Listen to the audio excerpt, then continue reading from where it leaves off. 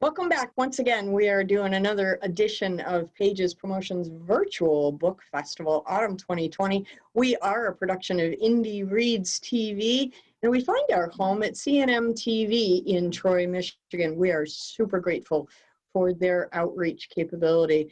We wouldn't be able to do what we do without them. Today, we are going to have a really fun, raucous time with our friend, Mr. Andrew Allan Smith. Too many A's, Andrew. We're going to have a great time. He's going to read a little bit of poetry. He's going to read a little bit of prose. We're going to have a conversation. And I predict a lot of giggling up ahead. Andrew, welcome. Howdy. Thank you very much for coming. Howdy, and thank you for having me here. We're so excited to have you here. You've been such a wonderful supporter of our festival this autumn, and I'm really, really grateful that now we get to hear from you and we get to enjoy a little slice of your imagination. If you would, could you give us some background on who you are and how you started writing? Well, I started writing relatively young, just like everybody in this room. I've listened to just about everybody, and they started young, and the ones that didn't were driven in other ways. It was an outlet to a lot of the different things I experienced as a child. I started with poetry and built from poetry, the short stories, to a bunch of cartoons that I actually still have that are a whole lot of fun, and then started writing short stories. And it was only about 5 years ago now that a couple of friends of mine said, you need to go ahead and finish one of these and make it into a book.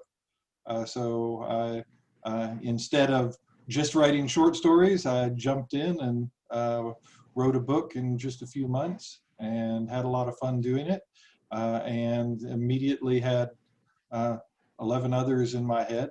And had already started dozens of others. So I just like to write.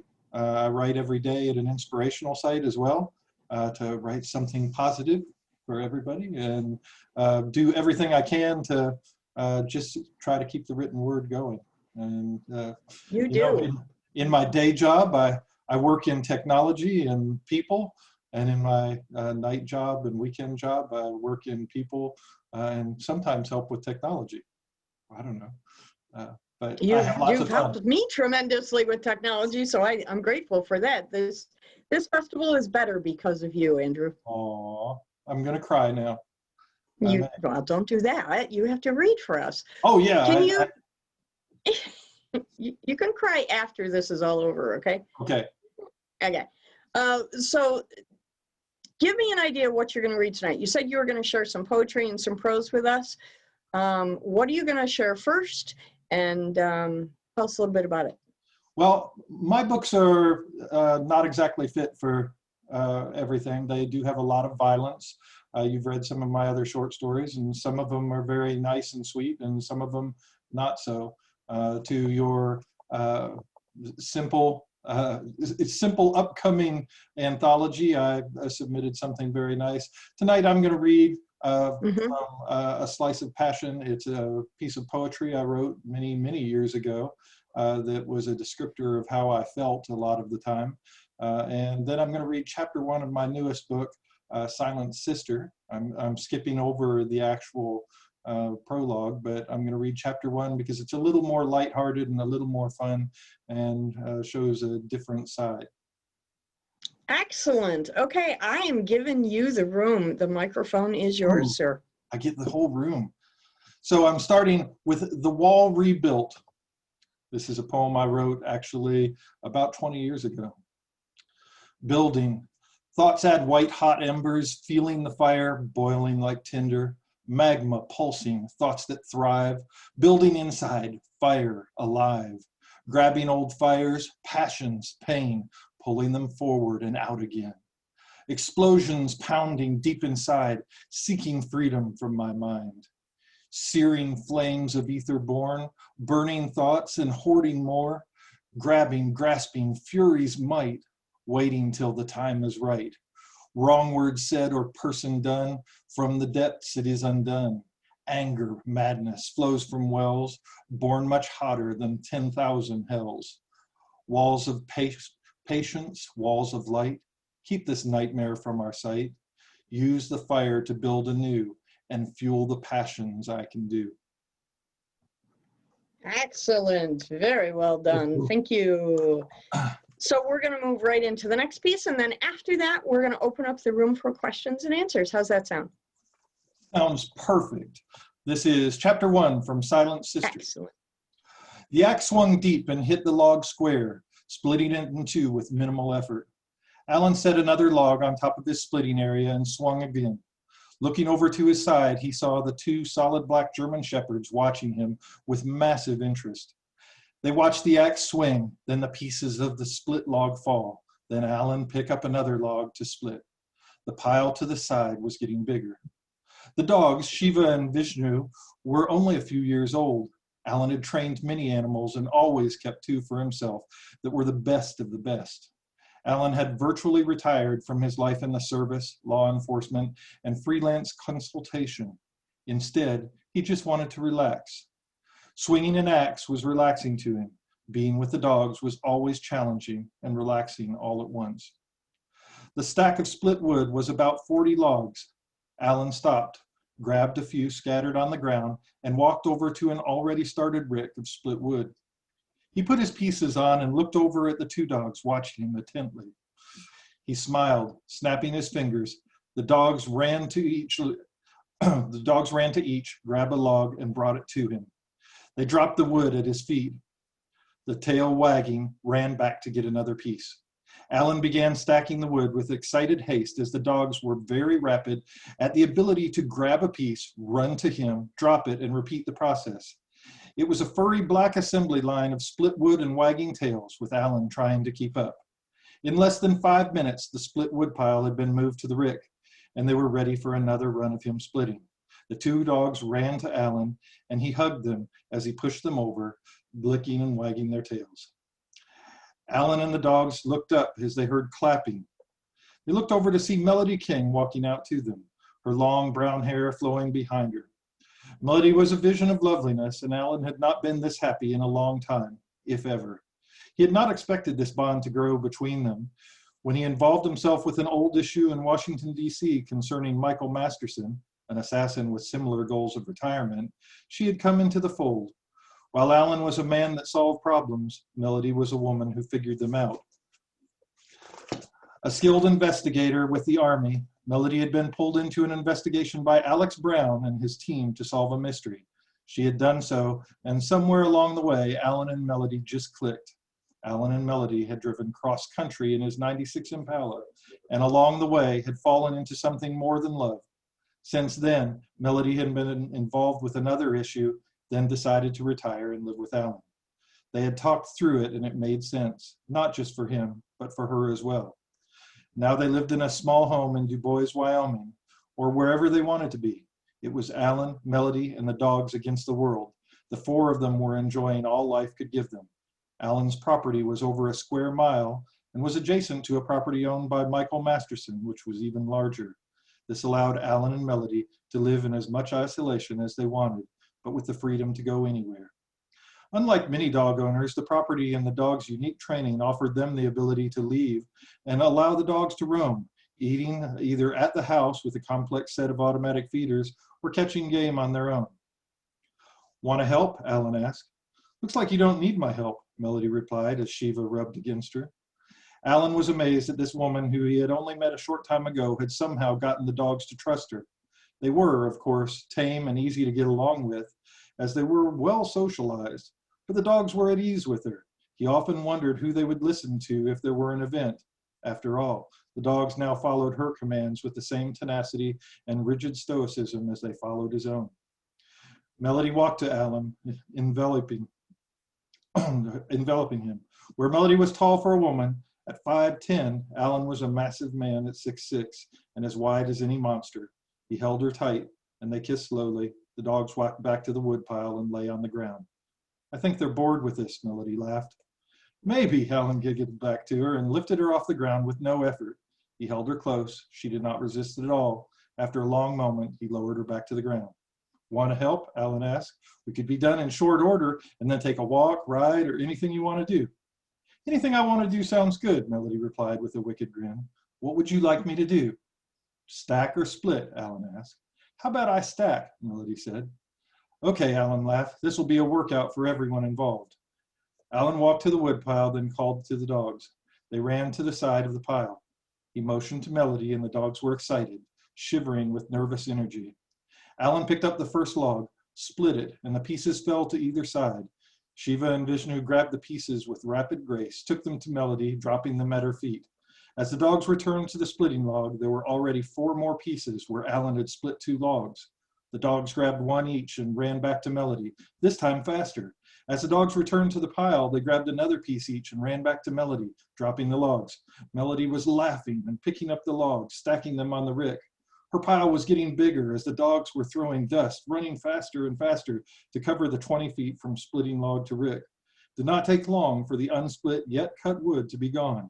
After 20 minutes, Alan was covered with sweat and wood chips. The dogs were panting with massive tongues hanging out of their mouths to the side, and Melody was nearly buried in at least 60 pieces of split wood. I think I lost, Melody laughed. That was amazing. She laughed again and kept stacking a few pieces at a time. I keep getting distracted, watching how dedicated they were to beat you. Alan pulled his shirt off and wiped his face with it. At 6'6", he was intimidating. Without his shirt, he showed rippling muscles, a tight six-pack, and arms that would put a weightlifter to shame. The veins in his arms were distended from the high-speed workout splitting wood, and he was pink and sweat-covered with the exertion. Hubba hubba, Melody said, trying to distract me some more. Well, I was trying to cool off, but if I'm distracting, well, I'll go with that, Alan laughed. He walked to Melody and began helping her stack. Isn't this cheating, Melody asked. Maybe, but I'm hoping to spend some time with you. Melody stopped and put her hand on Alan's chest. You have me all the time you want me. Woof, Alan said, and Melody laughed at him. As they stacked the remaining wood, Melody asked, have you ever thought of teaching them to stack? I tried once, Alan replied. What happened? Melody asked. Well, they got the idea pretty quick. Most shepherds are like 2-year-olds or 3-year-old children. You can teach them quite a bit, but they sometimes lose the concepts along the way. Anyway, I was splitting woods and the dogs were running it to the stack. The stack was growing. They must have stacked a full rick, but they just kept going. I looked over and saw one of the dogs on top of a rick, dropping another piece. He was at least 6 feet tall. As he jumped off, his momentum toppled the whole stack. Both dogs stopped, looked at the mess, then looked at me as though they were bad, ears back and all. I never had the heart to try again. They sulked for a few hours, and we went running, and they forgot about it. Alan wiped his face with his shirt again. I was actually quite impressed. If they had not jumped off the pile and knocked it over, the stack was pretty straight. Shiva and Vishnu looked at them, stacking the wood, and Shiva yawned. Alan and Melody were finished with the stack in just a few minutes. They both used Alan's shirt to wipe the sweat from him. Ew, Melody said, this thing is soaked. Swim or shower? Alan asked. Both are good choices, Melody replied. The dogs perked up and looked towards the house. Alan also looked at the house and perhaps beyond. What is it? Melody asked. Someone is here. Excellent. Well done. Thank you very, very much. Okay, everybody, feel free to turn on your microphones and we will get this party really rolling. Thanks very much, Andrew. I appreciate your reading. Is that from the new book, Andrew? Yes, this is the newest one.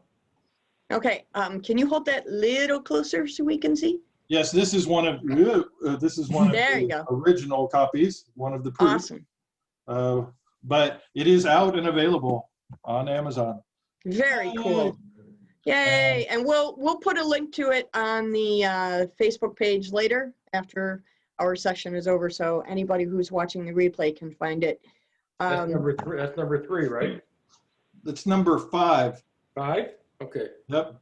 Oh. Number 5 is alive. I saw 2. I thought that was the 3rd one. What are the 5? The 5 are vengeful son, sinful father, deadly daughter, faithful friend, and silent sister. Right behind. I missed. Okay, got it. There's a theme there. I hear it. Oh, there is a theme. And the words always mean something different. It can't just be one. And that's the latest remark, which was really cool. that they couldn't read the book before bed because they just kept reading and it kept them awake. Yeah, I can believe that. I've read you. I can believe it. Okay, so we're going to open up the room. Does anybody have any questions or comments for Andrew and his writing? I have a question and a comment. Go ahead, Okay. Mark. My question is, why isn't the first book on Kindle? The first book is on Kindle. Not according to Amazon. Well, I'll So fix find you that, the please. link. I'll find you the link and we'll get it to you, Mark. Okay. And my comment is that as I'm listening to you speak and absorbing the scene, what you did that was, I thought, really cool, because I'm not very good at that, is it was so descriptive that I felt like I was there. Mhm. I could see the guy sweating. I could see the wood being swept back and forth by the dogs. It was a very, very cool scene, and I just thought I would comment on something I don't do very well. I don't set scenes as well as that. Well, I liked your scenes too, so. No, it's super visual, Andrew. It's super. I mean, you definitely have had dogs in your lifetime, and I think you still have at least one now, right? Two. Two now. So you definitely get dog behavior. There's no question about that. It's, Andrew, should we read the books in order? It doesn't matter. Each book introduces the characters again as they go. A lot of people buy the third book first since it happens in Michigan, and I do most of my shows in Michigan. And the third book is a pure girl power book. Yay! In the Woo, third woo, book, woo. the ex-assassin's beautiful girlfriend comes home and finds an empty house, and he's been kidnapped, and she has to save him. And she has to move heaven You got to show me how to do those everything backgrounds. else along the way. Say again? You got to show me how to do those backgrounds. That's cool. Oh, I could do that. Andrew's a tech wizard. He can Right. show you just about anything with a You're computer. hired. Cool. Does anybody else have questions or comments for Andrew? I do. Go ahead. I do. I want to know where you were in the poem. I am the poem. Okay. When I was younger, I had a near uncontrollable temper. And it was the result of some, I was bullied when I was younger, and there were a lot of situations that were very difficult, and I overcame it. But then later in life, I learned that I had to control it all the time. So every time I would get angry, I would redirect it into a passion, which is why I have literally dozens of hobbies, things that can keep me focused and allow me to express that passion, which is a near uncontrollable feeling, into something more creative. I understand that. I have a poem that is titled Shark's Tooth Gore. Sounds good. I know, but what it was therapy. That's all it was. So I guess I get where you're coming from there. Cool. Yeah, a lot of us, I know we've had this conversation at festivals, a lot of us use writing as a cathartic method to manage life. So I definitely understand that. Does anyone else have questions or comments? Go, Diana. That's why I read all of you. So Hey. you're either living vicariously through us or you're using us for therapy, and I don't know which one's better. Both are good. Oh, Yeah. that's fine. Both is fine. Anyone else have questions or comments for Andrew? Go ahead, Deborah. I have a comment. Don't piss Andrew off, obviously. Yeah. I will not do that. Deborah, go ahead. So this is going to sound like I wasn't paying attention to what you were reading, and I really was, and I really did enjoy it and everything. But I just have to tell you, because it just really got to me, especially at the end of like a busy day and where some things can be like a little bit stressful and everything. I hate listening to myself read. I feel like I don't do it well when I read out loud. And I found myself just kind of listening to the cadence of your voice and like having to remind myself to actually pay attention to what you're saying, just because your reading style is just so, I don't know, Smooth. smooth. And yeah, thank you, Mark. Aw. Smooth. Yeah, I'm a writer and I can't think of these words. It's just like smooth and calming and just, I mean, and it does help set the scene. I mean, because like Mark said, it was very, very descriptive and it makes you feel like you're in there. But I think how you read as well helps bring the reader in, not just the words.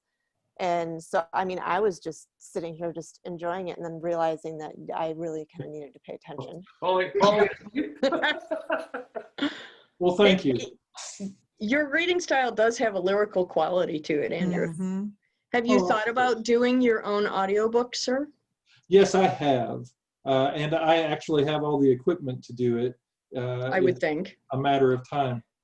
Yeah. And I thought I've many times been in the middle of the night, and when I built the office that I'm in, I finally opened up that opportunity to not bother other people in the house and be able to read the book. And you know, even if it's one chapter a night. I had the complete book read by my daughter. She read it, and the way it came out, it wasn't pleasing. So yeah, I've thought about it many times.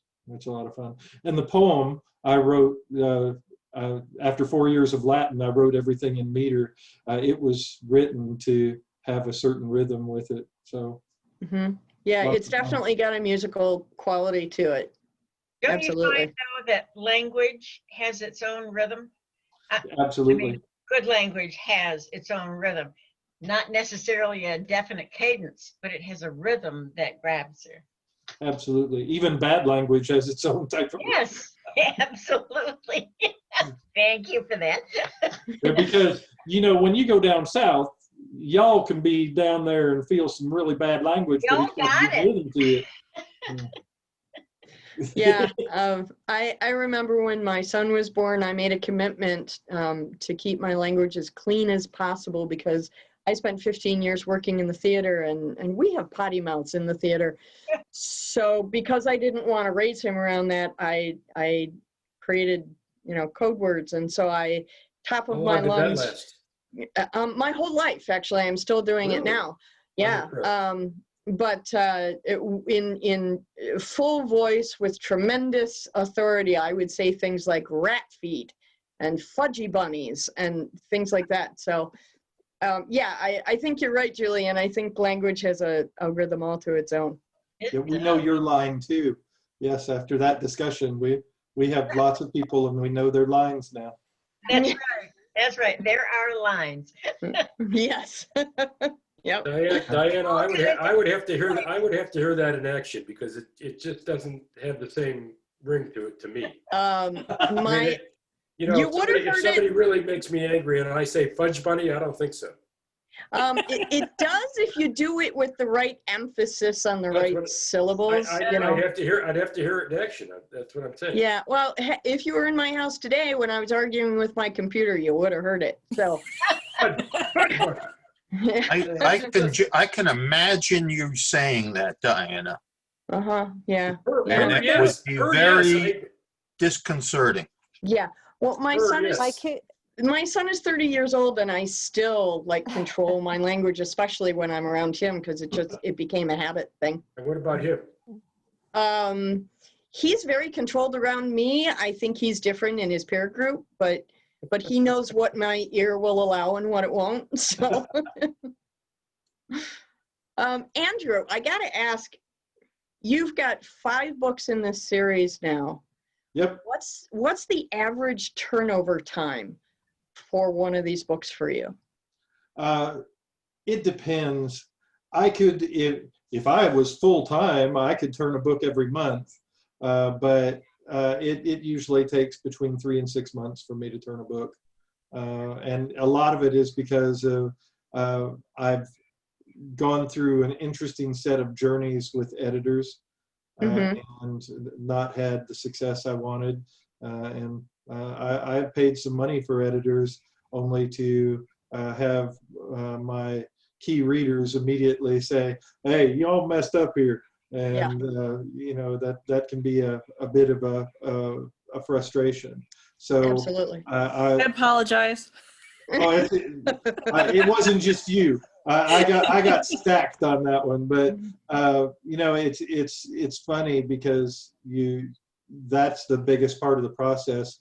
I can actually churn out between 5,000 and 10,000 words a day easily, and then you get to the point where you're going through the editing process, and I sight read paragraphs, so it's easy for me to miss spellings. I have to slow down. Sure.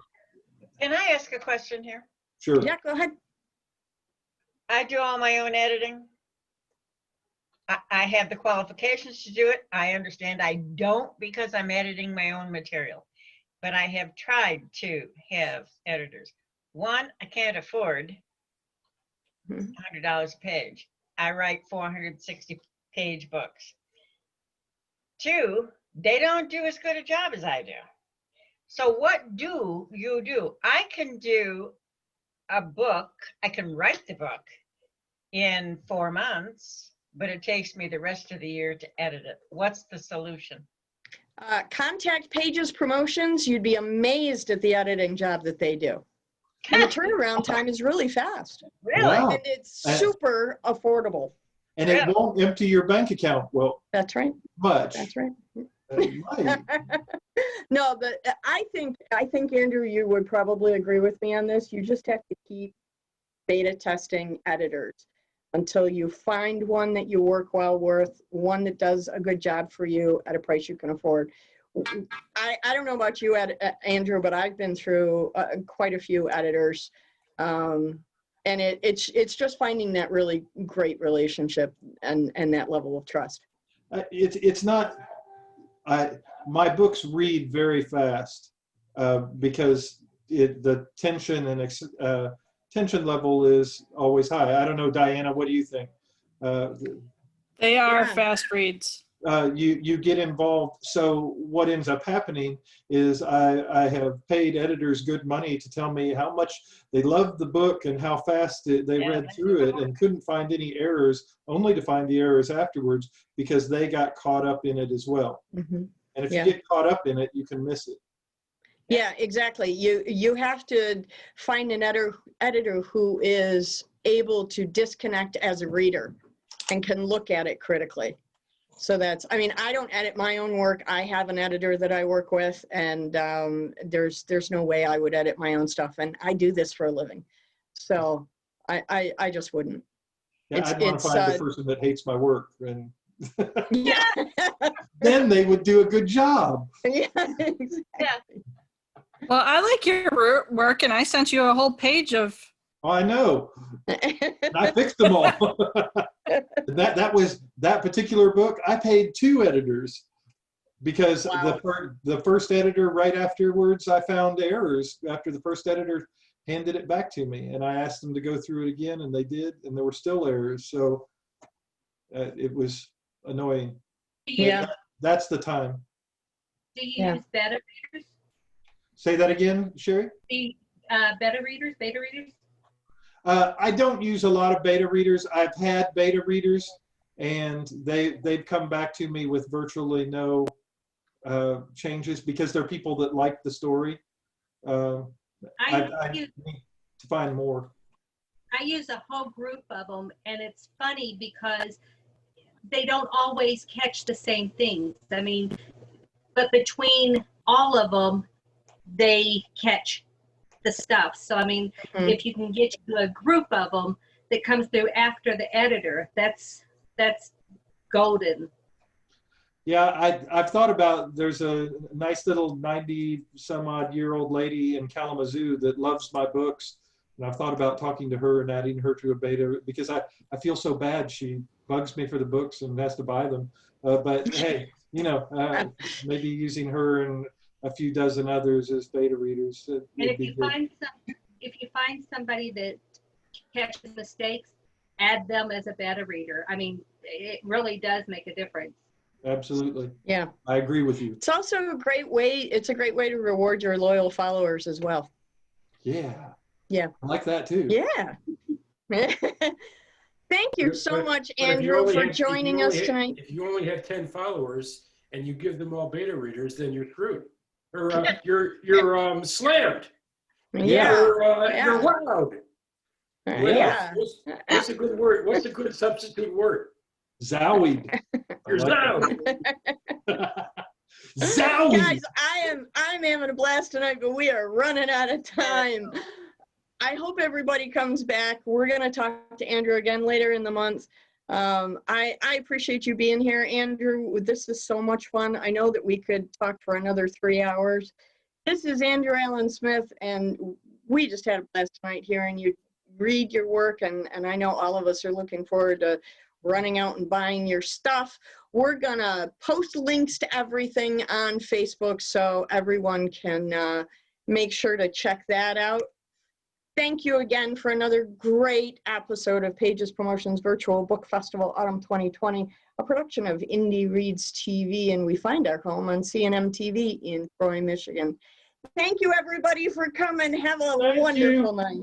Y'all come back now here. Bye, all. Thanks, Andrew. Bye. Thanks, Bye. Andrew. Bye.